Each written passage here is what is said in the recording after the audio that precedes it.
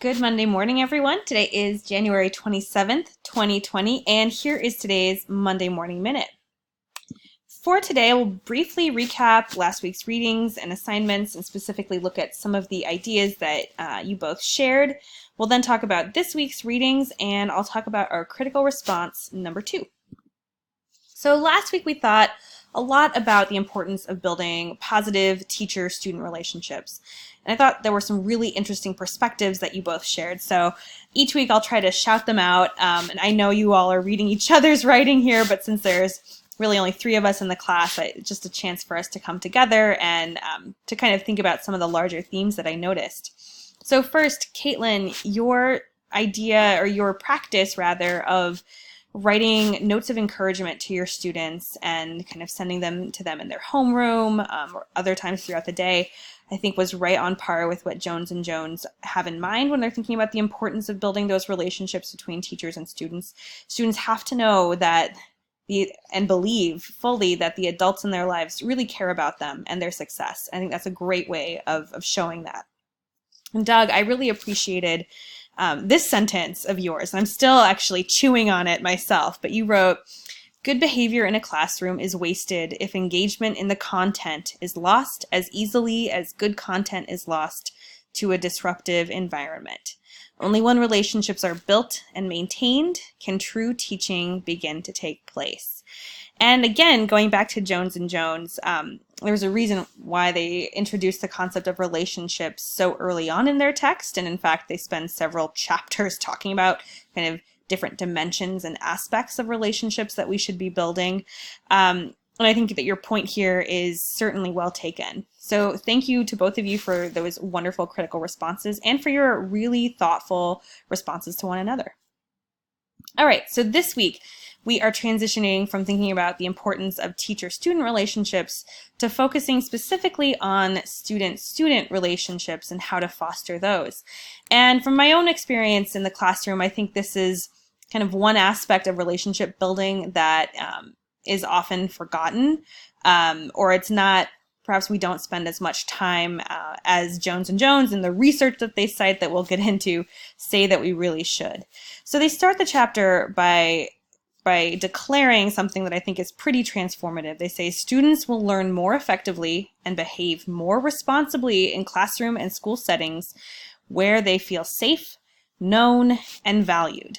And so it's not enough that they feel safe, known, and valued by the adults in their lives. Of course, that's super important, as we know from last week. They also have to feel safe, known, and valued by their peers. Kind of underline on by their peers. So with our Jones and Jones text, we're reading chapter 4 this week. And here are some just general ideas that came to mind as I was reviewing this chapter. First of all, I love this textbook because they spend a lot of time delving into research. There were actually 2 textbooks that were initially selected for this particular course, but I lobbed one of them off because I thought that the Jones and Jones text was just a little bit more research rich. And so when you're looking at ways to change your own classroom, I think it's helpful when you know that there's a base of empirical research behind it. So it's not just somebody's feeling about what might work, but actually here are the reasons why it does. So again, there's no good research-based reason not to foster positive student-student relationships. And they tell you all kinds of things. For instance, they talk about how students' peer relationships, if they're positive, help to offset the negative effects that students might be experiencing from not having positive relationships with their family. They also talk a lot about multicultural perspectives, which I think is so important in this chapter, and talk about how to be inclusive with students who whose first language isn't English, for instance, who come from different ethnic or racial backgrounds. They talk about how to be inclusive for your queer LGBTQ+ students as well. And so again, with my researcher brain reading through this chapter, I'm impressed with the comprehensiveness of it, and I hope that you will be too. They also mention, I thought this was fascinating, they talk about how groups, like individuals, move through various developmental stages. So any kind of intro to psych class will tell us that we as humans move through pretty predictable developmental stages, though they're not always linear. But it turns out groups are the same way. And Jones and Jones talk about those different stages of the groups and what the students in your classroom need at those various stages.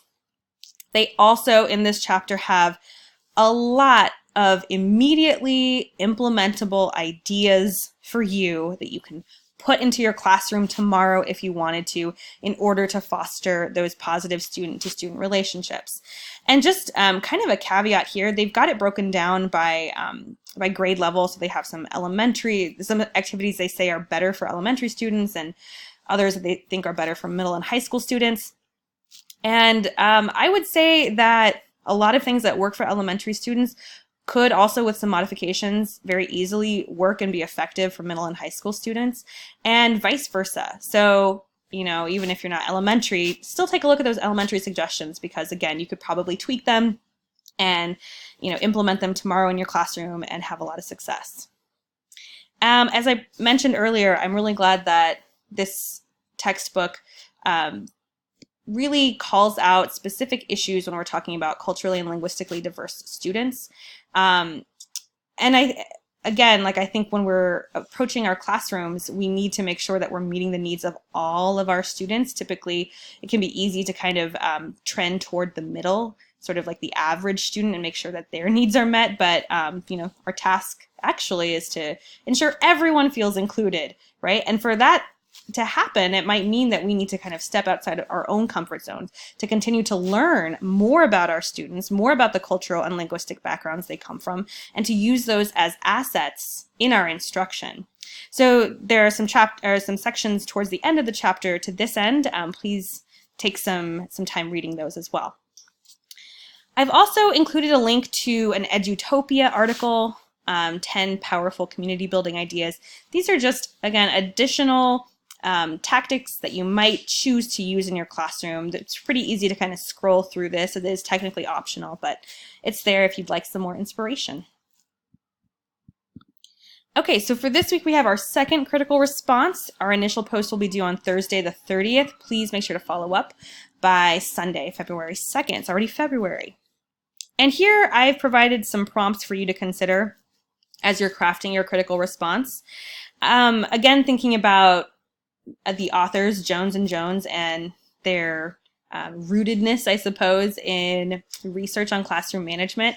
I'd love to know which pieces of evidence that they cite seem most vital to you in terms of thinking about your own classroom environment and what you've experienced. So which pieces of evidence are most vital in terms of why it's important to form these relationships, and why, in your estimation? I would also love to hear from you all maybe one activity that is brought up in the Jones and Jones text that you think could be used and be successful in your particular context.